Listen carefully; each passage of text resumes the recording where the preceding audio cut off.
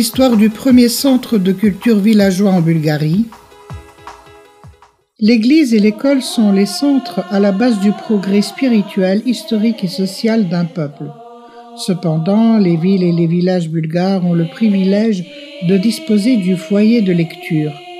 Les premiers foyers de lecture sont apparus à la Renaissance vers le milieu du XIXe siècle afin de répondre aux besoins des gens de se rencontrer pour échanger des idées et enrichir leurs connaissances et pour organiser des événements culturels.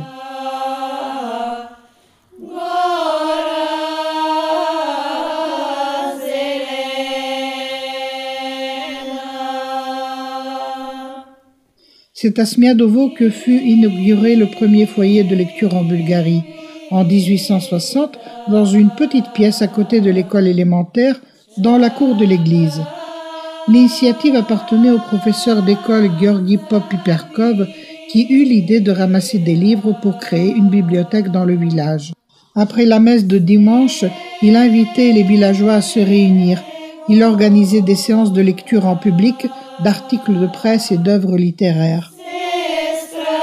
Grâce à cette initiative culturelle fut créé ce nouveau type de centre, le foyer de lecture. Les habitants de Smiadovo lui donnèrent le nom de fraternité pour symboliser l'unité et l'égalité de tous ceux qui ont soif de connaissances. Quelques années plus tard, les notables de la ville Tsoni et Ivan se chargèrent de l'administration du foyer de lecture en s'attelant à enrichir la bibliothèque d'œuvres littéraires de la Renaissance, notamment des journaux, les nouvelles d'Ilya Blaskov, des livres sur des sujets religieux. Dans le même temps, les habitants de Smiadovo, attirés par le théâtre, formèrent leur propre troupe de comédiens amateurs.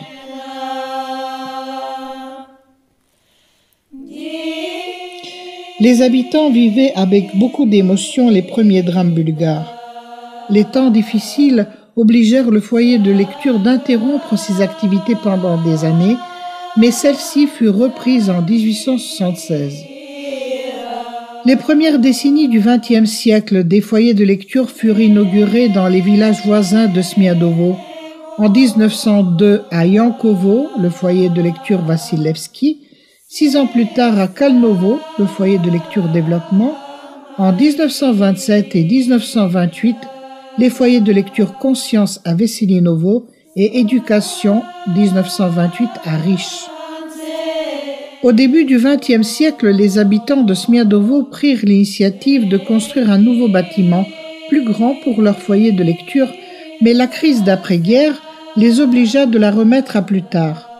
Les travaux avançaient lentement, et puis la Seconde Guerre mondiale fit approfondir les difficultés. Et quand même, en 1948, avec l'aide du conseil du district, les travaux furent achevés.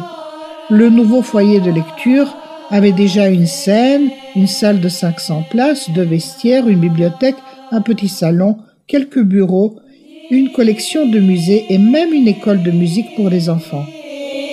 En 1961, à l'occasion de son centenaire, le foyer de lecture Fraternité s'est vu attribuer la médaille des Saints Cyril et Méthode premier degré, un des plus hauts signes de reconnaissance attribués par l'État. À cette époque furent créés les premiers groupes de folklore authentique, un orchestre et un chœur masculin. Des artistes bulgares de renommée mondiale ont eu la chance de commencer leur carrière dans ce foyer de culture, notamment la grande chanteuse d'opéra Alexandrina Miltcheva, la pianiste Milena Mollova et d'autres. Aujourd'hui, dans la région de Smiadovo, les foyers de lecture demeurent les vrais centres de la vie culturelle. Le groupe folklorique Bialaneda de Smiadovo, le groupe des Coukers Noirs de Vesselinovo et les autres groupes de foyers de lecture conservent les traditions locales. Ils présentent le folklore local aux festivals et kermesses régionaux et nationaux. Les bibliothèques ne cessent d'enrichir leur fonds de livres, et puis on étend l'accès à une information plus riche et variée à l'aide de l'informatique. Ainsi le monde pénètre à Smiadovo, et Smiadovo l'accueille avec joie en partageant avec lui son histoire séculaire et son identité jeunesse.